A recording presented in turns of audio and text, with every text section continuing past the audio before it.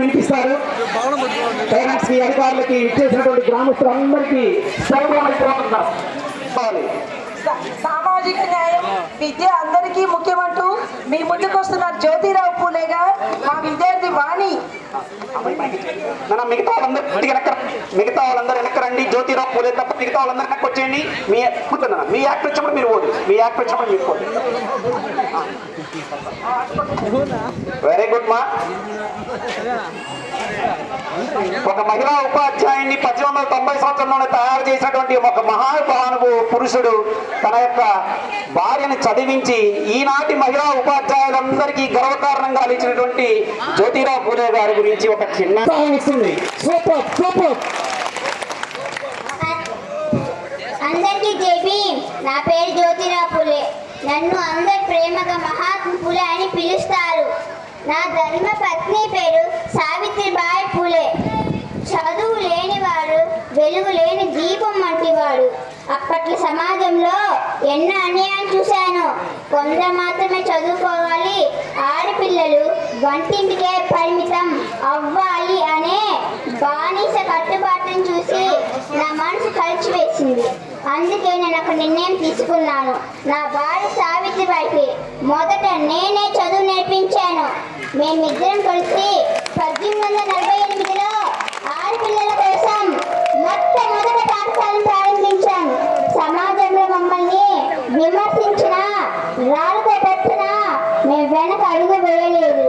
విద్య అనేది అందరి హక్కు, అందరూ సమానంగా జీవించాలి. అందుకే నేను సత్యశోధక సమాజాన్ని స్థాపించాను. విద్య ఉంటేనే విజ్ఞానం వస్తుంది, విజ్ఞానం ఉంటేనే అభివృద్ధి సాధ్యపడుతుంది. పిల్లలు బాగా చదువుకోండి, దేశానికి మంచి పేరు తీసుకురండి, సత్యం వైపు నడవండి, సమాజాన్ని నిర్మించండి. అందరికీ జేబీ, అందరికీ జేబీ. సార్ నాయక్ సార్ ఎలా ఉంది సార్ మా పిల్లవాడి performance? Thank you sir. Sir నెల క్రితం వచ్చి ఒకసారి చూశాను సార్. స్పష్టంగా అసలు చెప్తూ ఉంటే ఏం చేసినా కోడూరు యూనివర్సిటీకి వెళ్ళాలి అని చెప్పి మా పాఠశాల బొమ్మ మొత్తం వచ్చినాం సార్. 7 మంది ఉంటే 7 మంది వచ్చాం. మేమందరం గోపవాసాలు చూస్తున్నాం. చాలా చక్కగా చెప్పాం నాన్న. మేడం నెక్స్ట్ ఐటమ్ ఎవరిని? వాళ్ళ సతీమణిగా మీ ముందుకు వస్తున్నారమ్మా సావిత్రిబాయి పూలే. గట్టిగా గట్టిగా.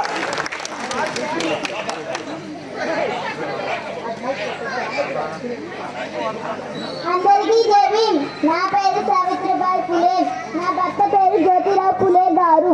నేను భారతదేశపు మొదటి మహిళని, ఉపాధ్యాయురాలిని. నా భర్త నా మొదటి గురువు. నేను బడికి వెళుతుంటే కొందరు నా బుడద జల్లి రాళ్ళతో కొడుతున్నారు.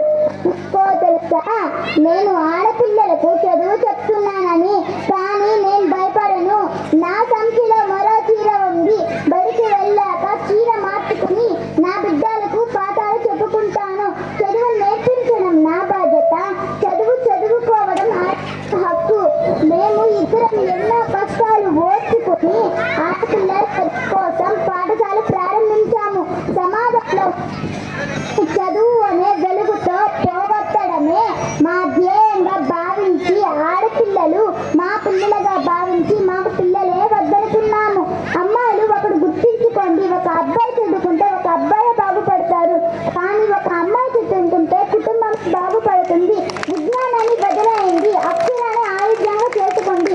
విద్య మనకు బలం, విద్య మనకు గౌరవం. జై భీమ్, జై భీమ్.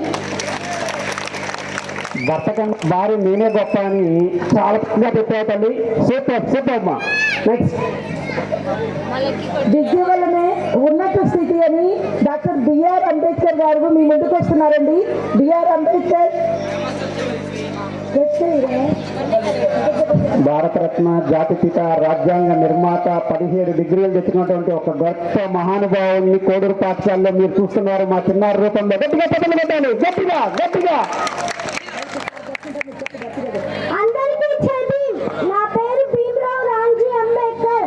నన్ను అందరూ బాబా సాహెబ్ అని పిలుస్తారు. నా భార్య పేరు రమాబాయ్ అంబేద్కర్. నేను పుట్టింది ఒక పేద కుటుంబంలో, పెరిగింది వివక్షల మధ్య. పాఠశాలలో అందరితో పాటు కూర్చునే హక్కు నాకు లేదు. దాహం వేస్తే నీళ్లు తాగే స్వేచ్ఛ లేదు.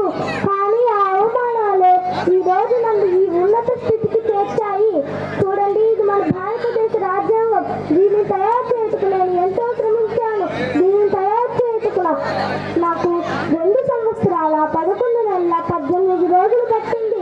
కుల మత భేదాలు లేని, ఆడ మగ తేడా లేని ఒక గొప్ప భారతదేశాన్ని చూడాలని కలగన్నాను.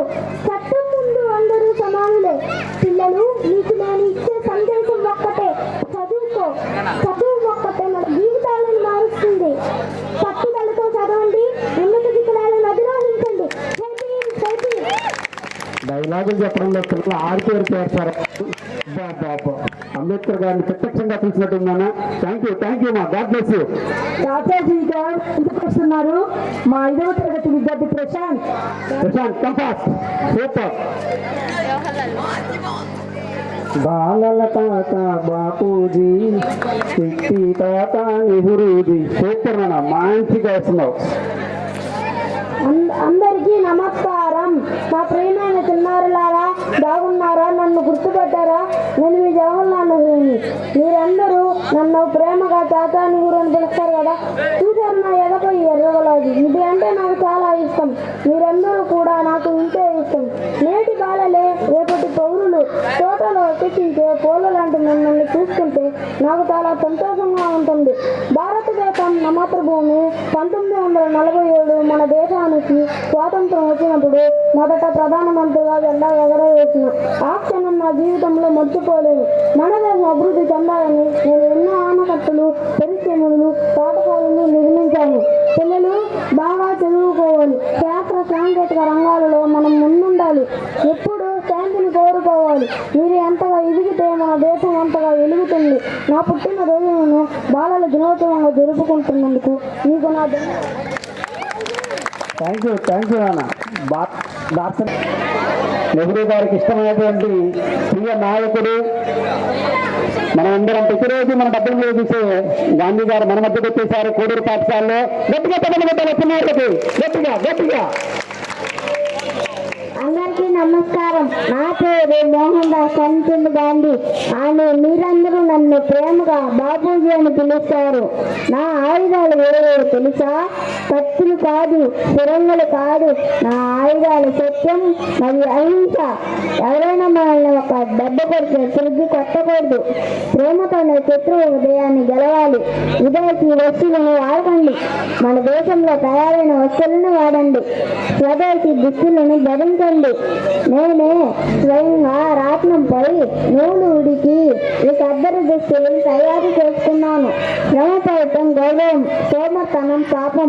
పిల్లలు, మీకు 3 కోతల బొమ్మలు గుర్తున్నాయా? చెడు వినకు, చెడు మాట్లాడకు, చెడు చూడకు. ఎప్పుడూ నిజాయితీగా ఉండండి. శుభ్రత దేశంతో సమానం.